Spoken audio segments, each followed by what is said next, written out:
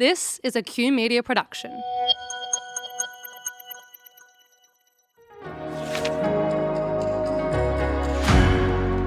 Welcome to Leading Change.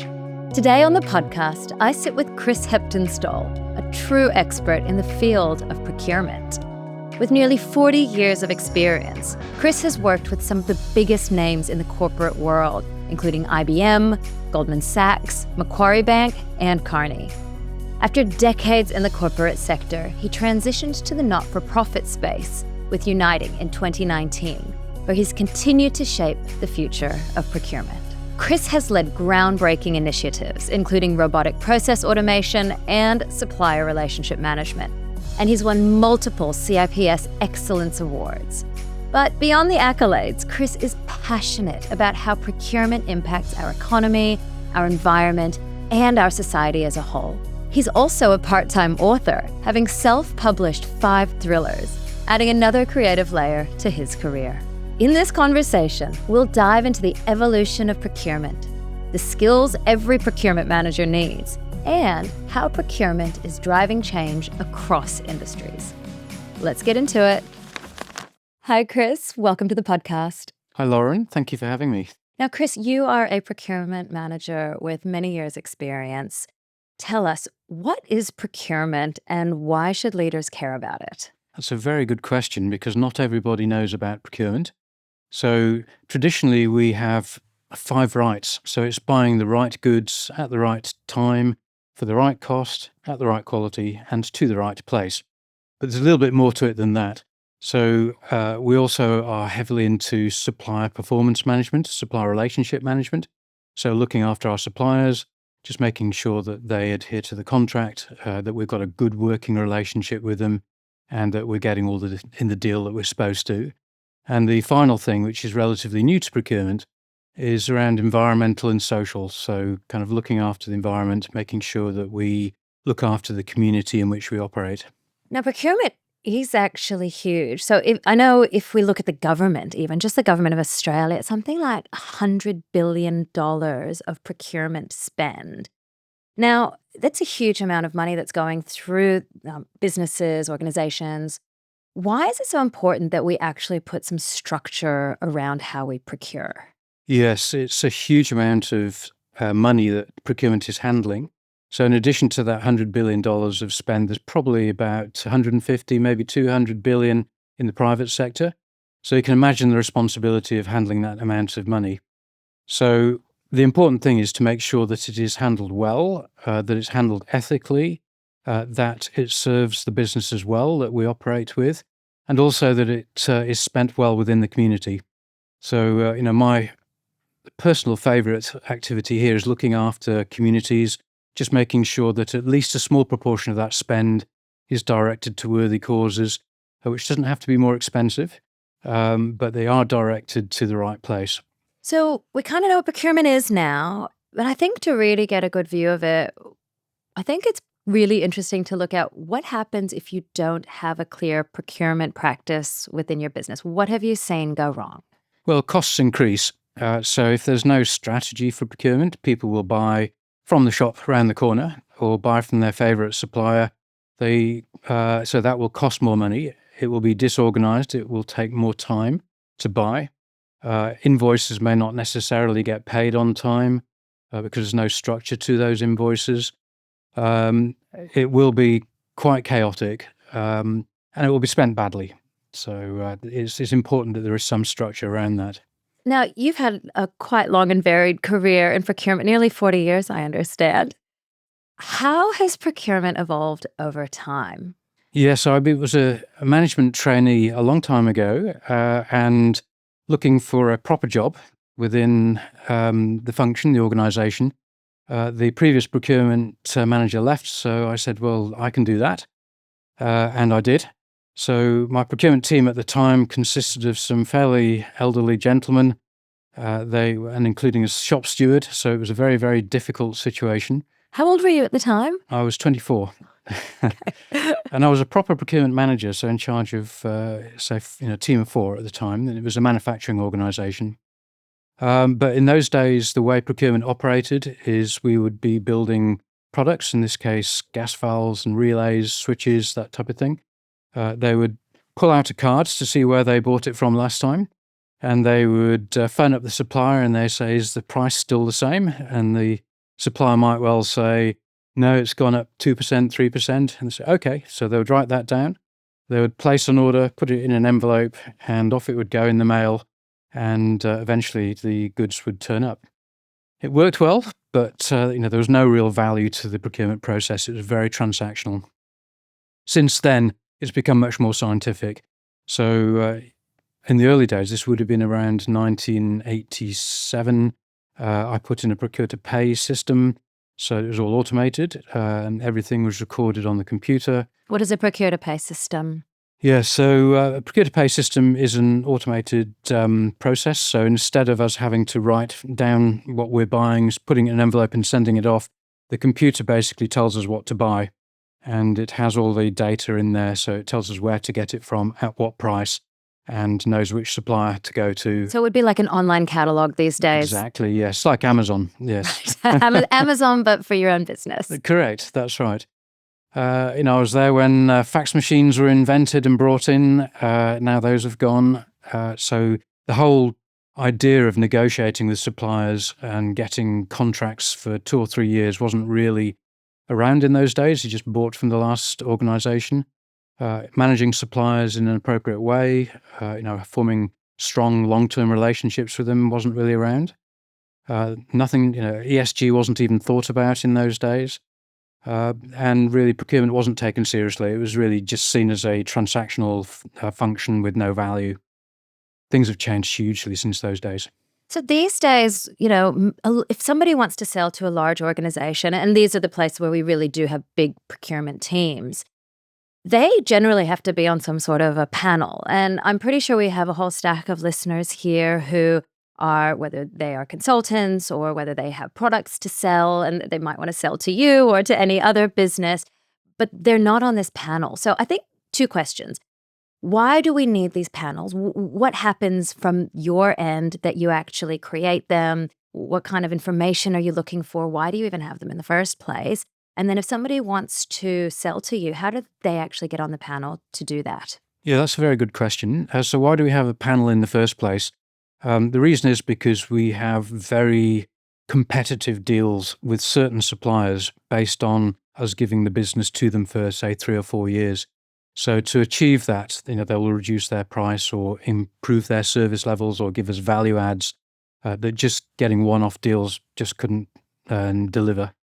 So having a panel of suppliers, we know we've got the right company. We've done extensive background checks on them, made sure that they're ethical organizations. They've got a background and a history of delivering good service and good supplies. So the company can buy with confidence, knowing that what will turn up, will be high quality goods at the right price. There may be 3 or 4 on a panel because we want to make sure that if one supplier goes bust or we have problems with them or the relationship breaks down, there's alternatives that we can use. So for most services, we will have a panel. Not always. Sometimes we have only one. But if a supplier wants to get on the panel, typically what will happen is at the end of the contract period, then we start retendering or looking for alternatives. We do have kind of a backlog of companies that say, when you next tender, can you please let us know? So we do keep them in mind. And if we keep relationships with them, we find out what they're good at, and they're a pretty good organization. We will then tender them, put them through the mill a little bit, although we try and do it in a nice way, so it's not aggressive or too competitive. It's just a process. But what it does do is it brings out the best in the organizations, allows them to put their best foot forward. They can tell us all about their environmental policies, their governance, their pricing, their service levels. But also it allows us to meet and be introduced to the account manager and the backing people behind the account manager. And what we find typically is business isn't necessarily done with organizations or faceless entities, it's done with people. So you don't want to do business with an organization where the kind of shop window, the account manager, doesn't seem to have the same morals and ethics and values.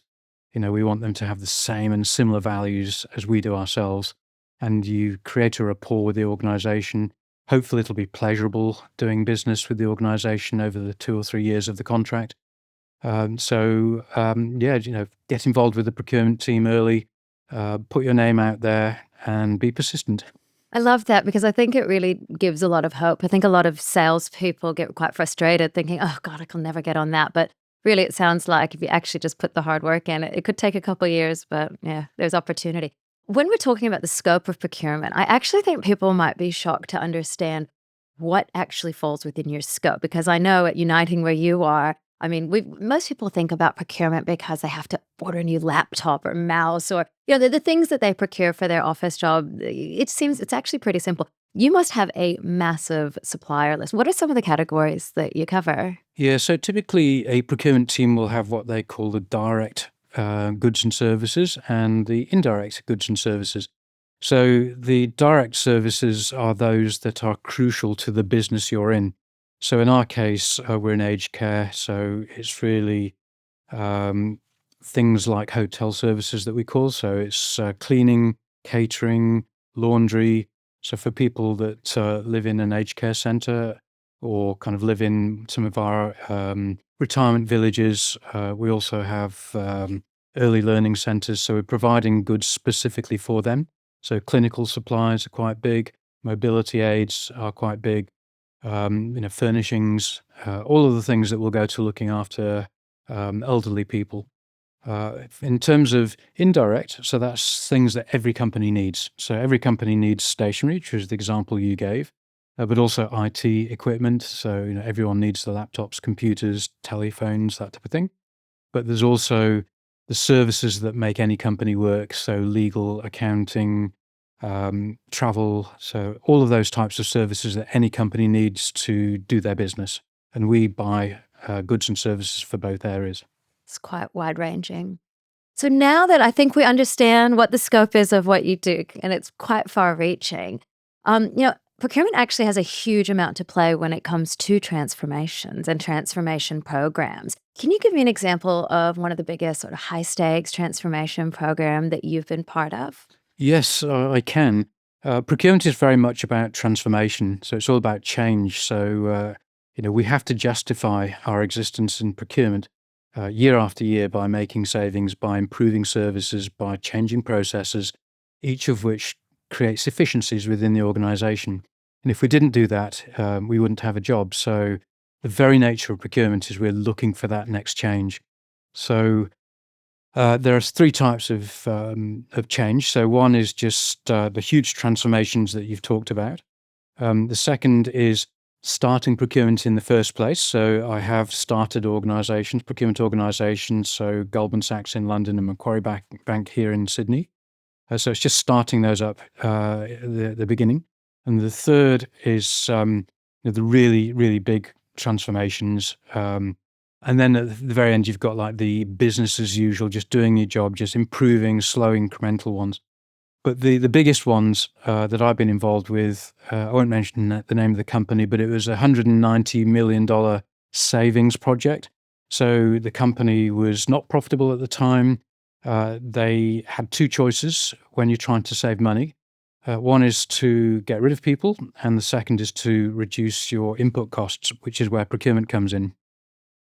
So calling in procurement is the wise option of those two. Because if you can save your input costs, then that means that people don't have to lose their jobs. So we were given the task of $190 million savings. So the first thing that we do is a spend analysis to see where we're spending our money. We then have to bring in all the stakeholders, so people that spend that money within the organization, and get them on board. Then we look at how they're spending their money. So, can they spend less of what they're buying? Can we look at consolidating the spend across fewer suppliers? Do they really need to be doing what they're doing? Are they doing it efficiently? So can we look at the process that they're using to get the goods from the supplier into their business and then used to complete what they're doing? So we need to project manage what we're doing. We interview, we get a list of 40, 50 different opportunities based on what they're spending. bring the stakeholders into the game so that they feel as if it's not procurement doing it to them.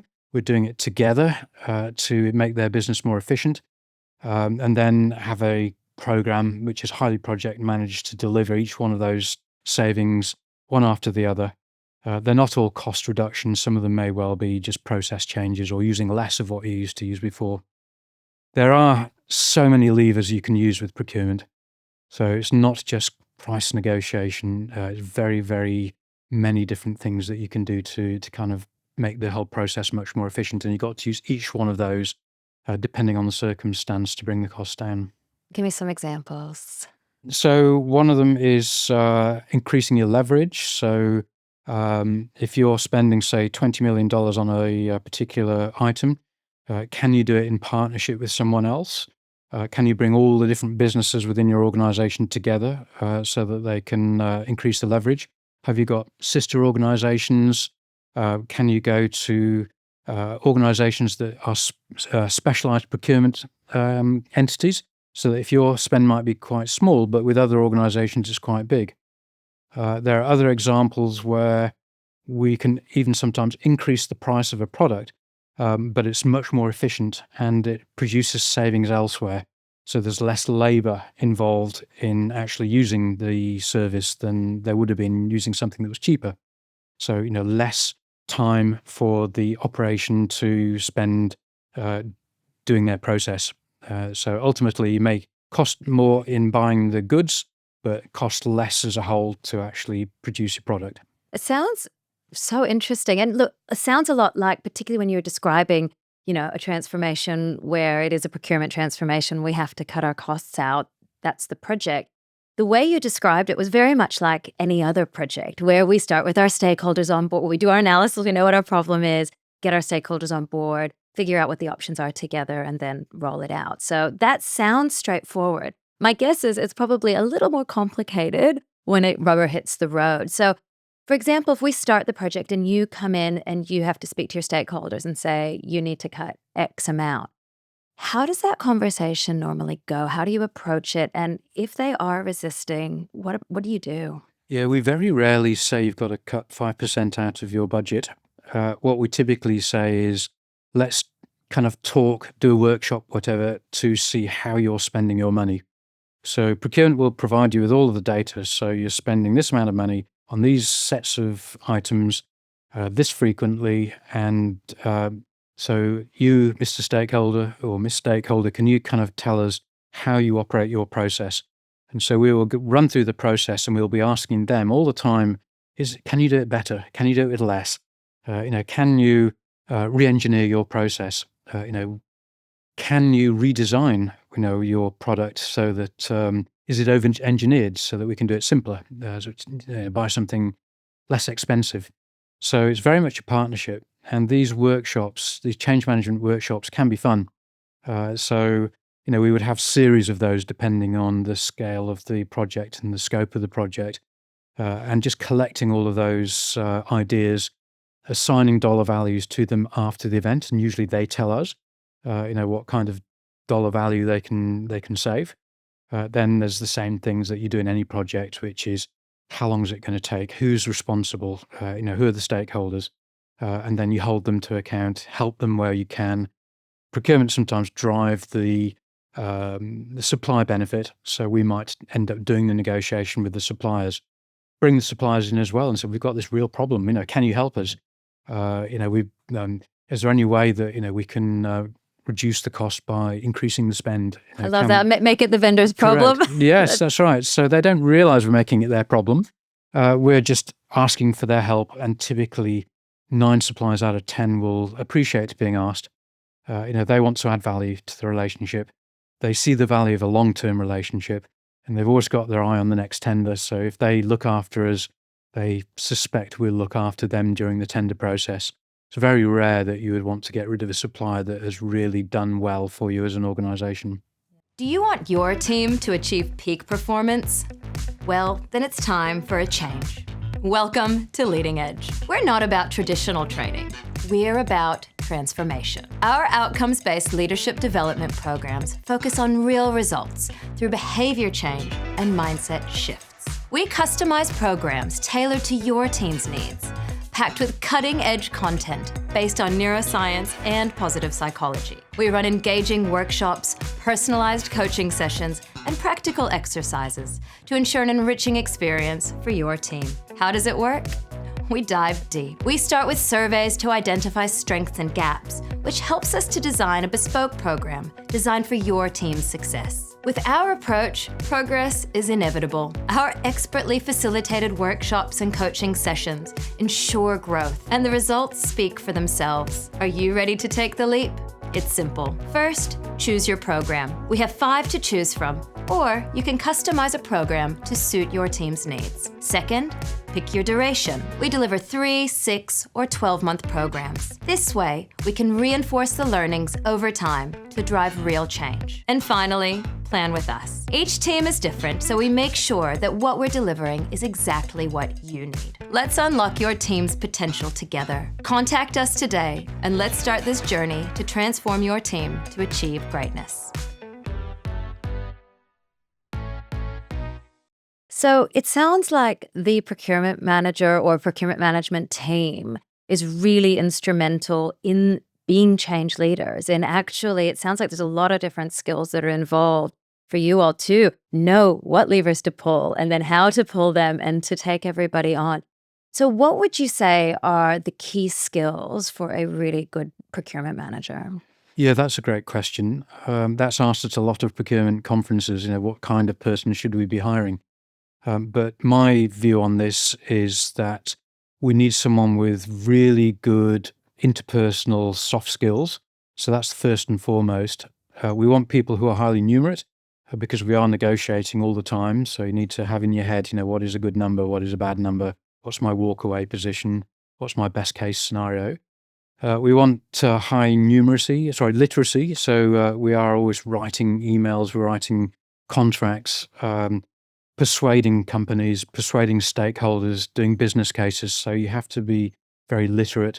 You have to be a problem solver. So you're always thinking of how can I save money for the organization? How can I improve their processes? You've got to have a lot of determination and grit as well. Yes, because we have a lot of responsibility and very little authority. So that grit and determination really counts for a lot. Never give up.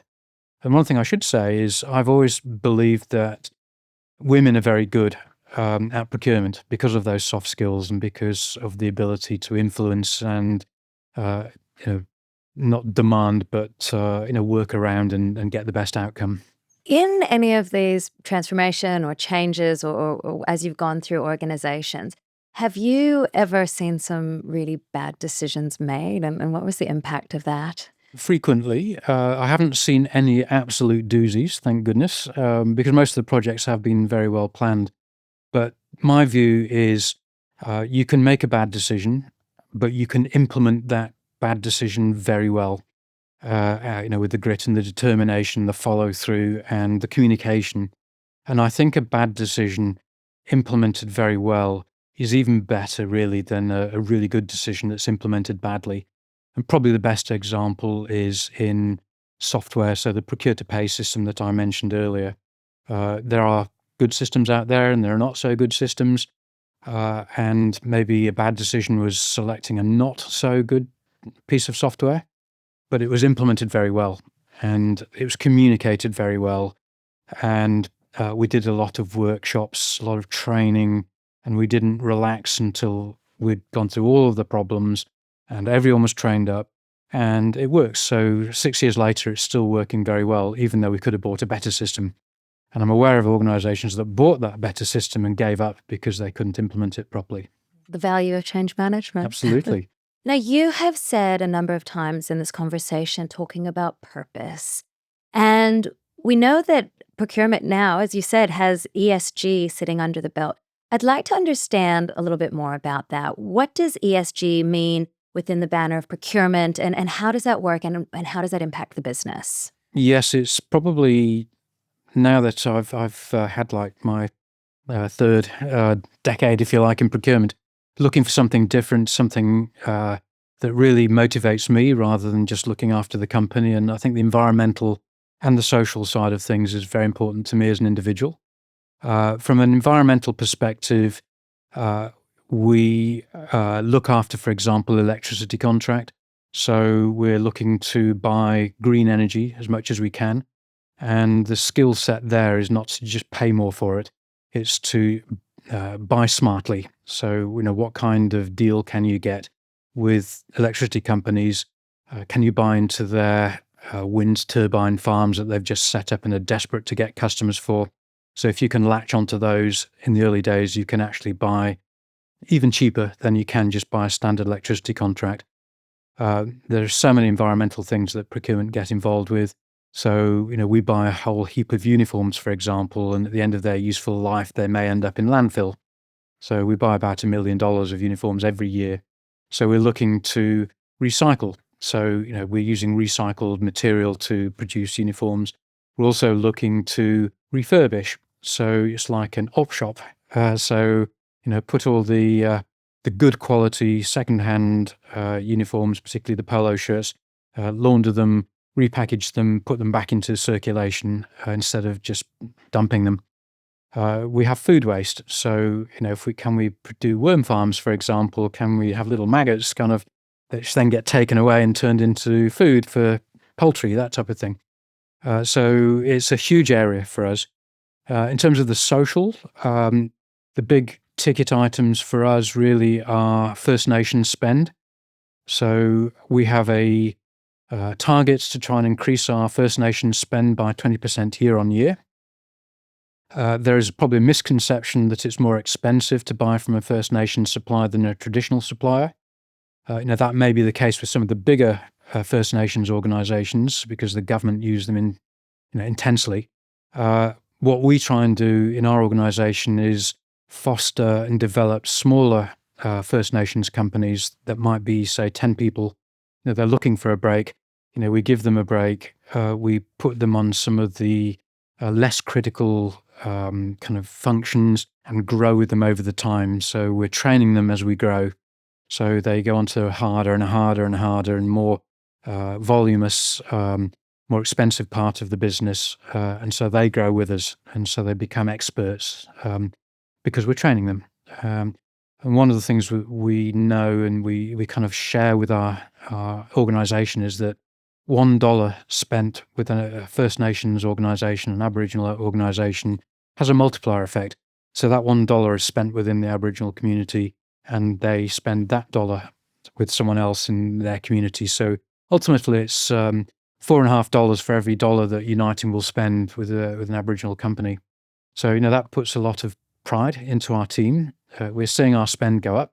So we are at the moment doing significantly better than the 20% year on year. But we're also looking for social enterprises. So we have a laundry that's based in Wollongong, which is a social enterprise. So we use them and trying to expand the amount of work we give them. We don't do it, but there are so many other different kind of social type of enterprises, female-owned enterprises. Try and give them more work if we possibly can. So, and also local, trying to buy local so that the money just doesn't disappear off to America or China. So it's, again, that same multiplier effect. So the more we can buy local, the better it is for the Australian economy. I love that. I just everything you've just said just resonates so much with me. I wonder if there are businesses out there who maybe their processes aren't as mature as yours at Uniting, because it sounds like you will have a little bit of extra bandwidth to make sure that when you bring on a supplier that you have to train them and you have to coach them and take them on board and support them along the way. And, I suppose the easy way out is just to say, we'll just get a big supplier and deal with that. So what is the extra effort that is involved and why should a business actually fund that? Yeah, that is a very good point because it is quite resource intensive. So it's easy to do if you're a larger organisation for sure. Mid-sized organisations, I think, have just got to pilot, give it a try and maybe start small. So, start with a organisation that's 2 or 3 people, bring them on board, just give them a chance and be patient because they're not going to get it right first time every time because they're small and they're new and not used to dealing with big corporations or even mid-sized corporations. So a lot of patience, a lot of forgiveness and training, and knowing that it's not going to go right first time, every time, but be patient. And try and work with everyone within the organization, try and make sure that everyone in the organization is engaged with the same values. So, and that's pretty true within Uniting. So everyone wants to do the right thing. We are ourselves a not-for-profit, so it's embedded into everyone's DNA that we want to do the right thing by the disadvantaged. So it's easy at Uniting. It's harder at other organizations because there is this concept that it costs more and it's resource hungry. So, just give it a go, try small, start small, develop as you go, and then have your quick wins. But share your success stories. One of the things that I find within my organization is that people switch off when I say how much money we've saved and how clever we've been as a procurement team to make all these great savings and great service enhancements. So they glaze over. But when we start talking about some of the environmental success stories we've had or what we've done within our society, that's when they sit up and they sit up a bit taller in their seats. Suddenly they're interested and it makes them feel proud to be part of the organization. So you did say Uniting is purpose-led and it does have values like this. And you said it is harder for a big organization that might not have those values, maybe banking, finance, who might not traditionally want to do that. How do you think a bigger organization could actually start to instill these values? Do you have any ideas on that? A lot of them are. I don't want to be too disparaging because I think a lot of them are. And some of the organizations are leaders in their field because they have the profit to actually devote ESG teams within their organization. It can be quite lonely within these organizations, though, to actually get traction, particularly if they are very shareholder focused and they want to beat last year's profit and their business case is always queried. Is this going to save us money or is this going to cost us money? And sometimes they fall at that hurdle where yes, it'll cost a little bit more, but not very much more. It might cost $10,000-$20,000 more, but you're making $100 million profit. So it's really trying to get that business case up and running. Try and sell it as if it's not a huge impost to the company, because generally it's not. It's a bit of a misconception to say it's costing more. But just think outside the box and try and get the right stakeholders, try and find the champions within the organization, of which there are plenty, and try and show the impact on morale of the organization, and particularly the younger people like to be associated with a company that is green and has a social conscience. I think what I come across sometimes is that procurement functions are undervalued. As you say, it's almost a cost center, even though you're the one who's actually saving the company so much money every year. How do we put some value on the procurement function? How do we actually raise the profile across a business to be able to showcase the real value of procurement sitting in that leadership seat? That is a very good question because it's something that a lot of procurement teams do struggle with.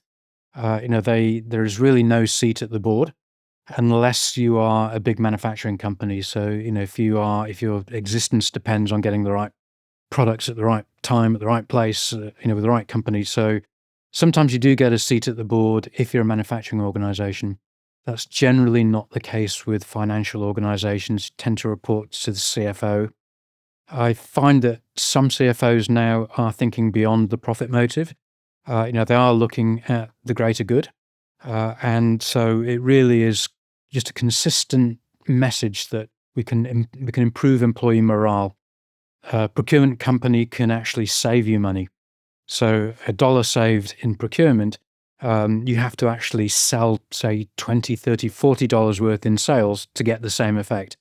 You can actually turn a company around through a good procurement project rather than sacking staff.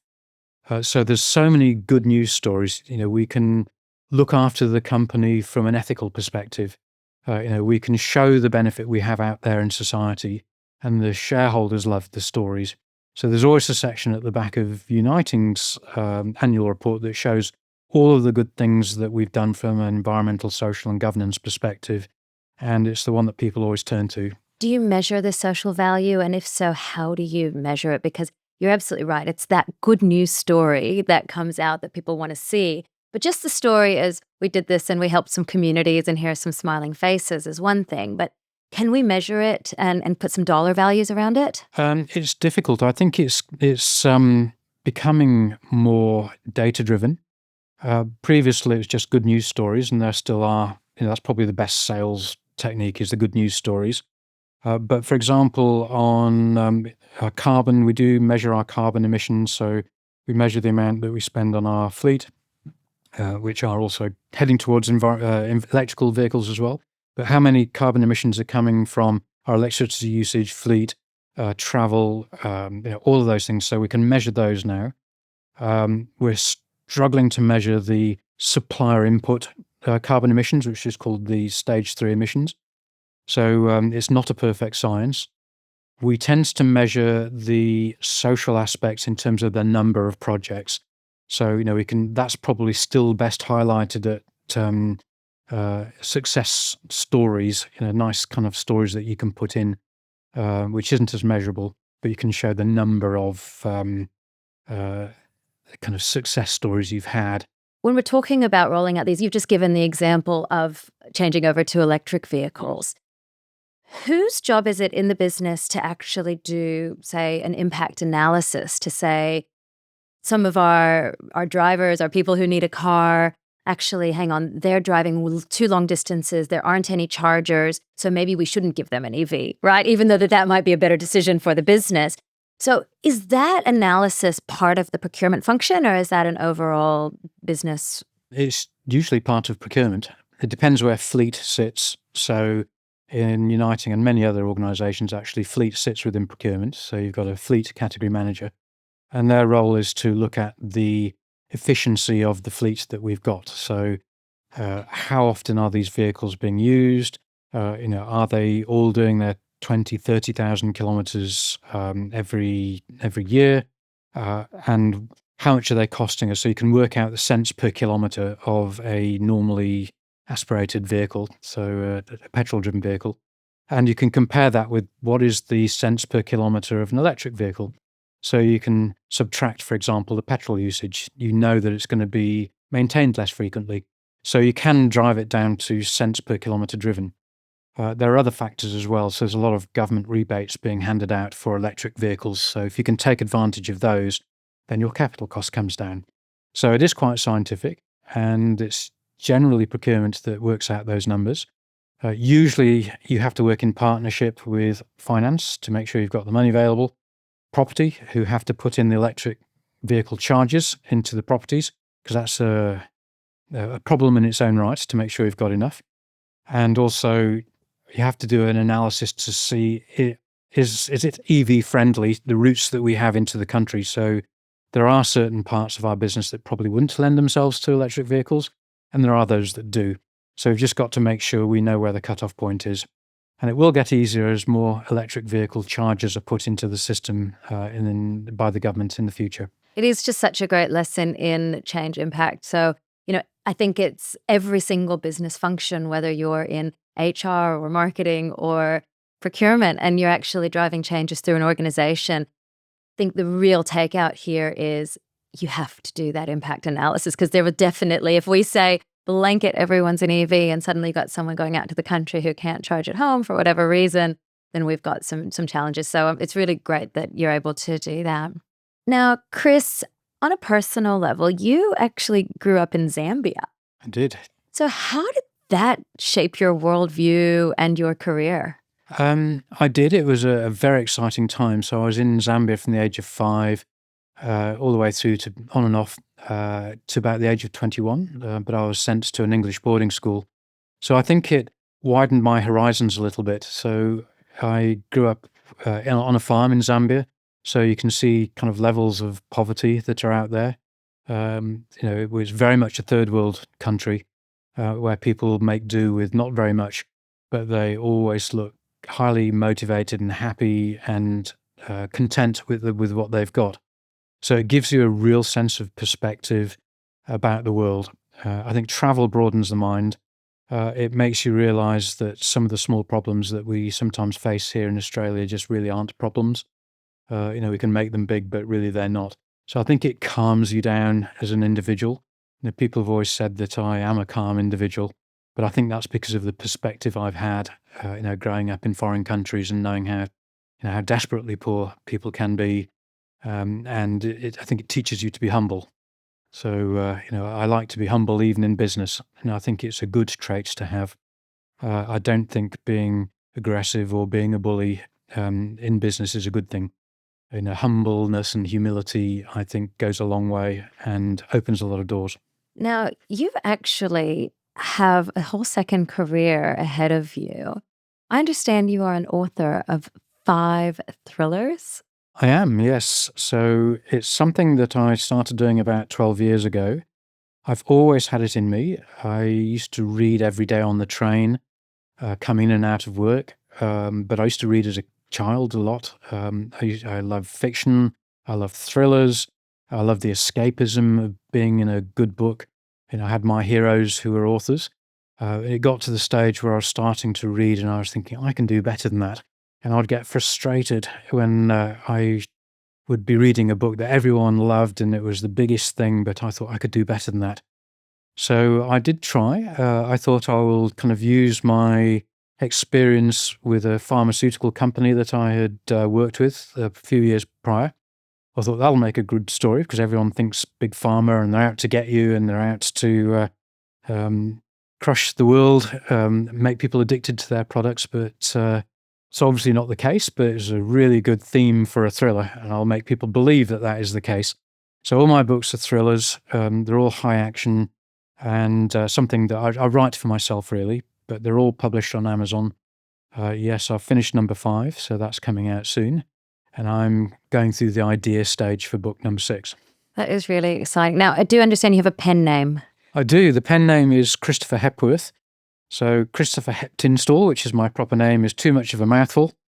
So Hepworth rings well. I was actually born in a little town called Hepworth in Yorkshire. And my father worked for a company called Hepworth Ceramics. And obviously it's not too different from Heptinstall. So it rolls off the tongue a little bit easier than my surname does. And it's meaningful. I like that. Chris, it has been an absolute pleasure chatting with you. I've learned so much. Where can our audience find you if they wanted to get in touch? They can get me on LinkedIn. So Christopher Heptinstall on LinkedIn. I've also got a Christopher Hepworth LinkedIn. If you are interested in my books rather than procurement, then I do have a website as well, which is ChristopherHepworth.com. So the ChristopherHepworth.com is probably more interesting than the Christopher Heptinstall. I'm sure people will go to both. Thank you so much for being here, Chris. Really Thank you, enjoyed Lauren. the chat. It's been an absolute pleasure. Thank you. Thanks. Thank you for tuning in. If you enjoyed today's episode, please subscribe. Taking just 2 minutes to leave a review on Apple Podcasts would mean the world. Your reviews play a vital role in expanding the reach of this podcast and making a bigger impact.